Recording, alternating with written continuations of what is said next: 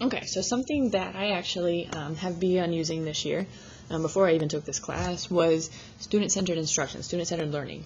I took a class last year about it, and I said, this sounds like a really good idea, something that would fit with my teaching style, and we have a new assistant principal who is very supportive of taking risks, trying new things, even if it crashes and burns. So I figured this was the perfect year.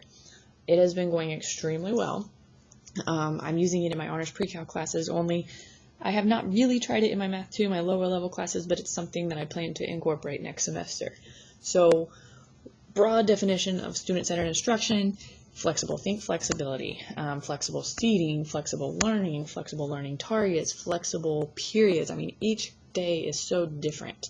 My classroom, the desks are moved from period to period. I let the students move them where they need to be.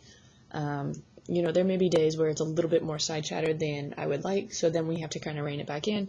But for the most part, when students are able to sit where they want in the configurations that they want, I find that they are more willing to work. Growing up through college, it was always you create the groups, you do this, you do that as the teacher, and I just found that never really panned out like it did in theory.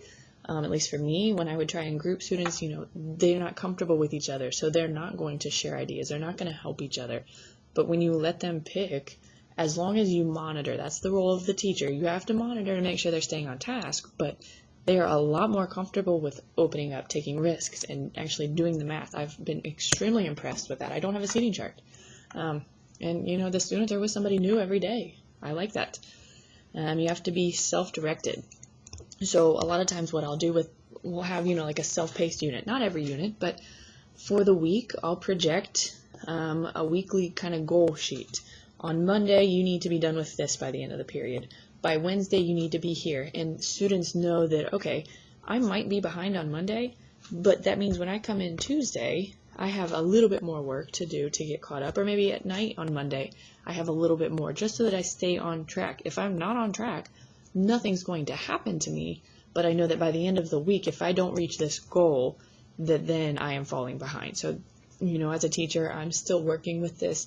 I check in with students to make sure that they are, in fact, where they need to be at a certain point so that they don't fall behind. That's the one thing that you have to monitor. You can't just sit at your desk and assume students are following that outline, because they're not all the time.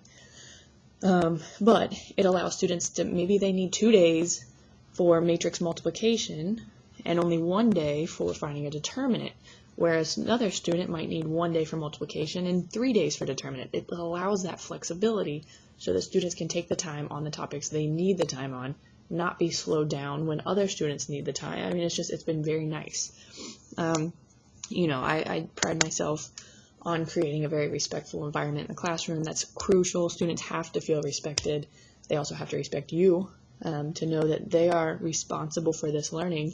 You're providing them with the materials, with the outline, with the guide, but you're just facilitating it. You're not lecturing anymore.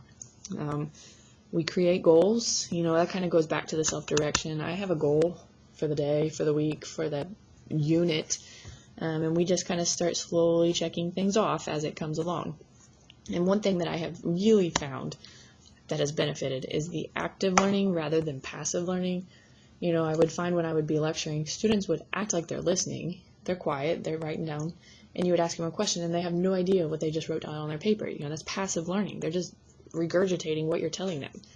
When they're the ones that are figuring out how to solve problems with groups or by themselves or from Google or whatever, that's active. They're really making those connections on how to do this. It might not be the same way I would teach them, but they're making connections with ways that make sense to them. They're really deepening that understanding versus just memorizing for a test, spitting it out, and then forgetting it and moving on to the next unit. So student-centered learning, I have been nothing but impressed with it, and I would recommend coming to see me if you have some questions on how to implement it.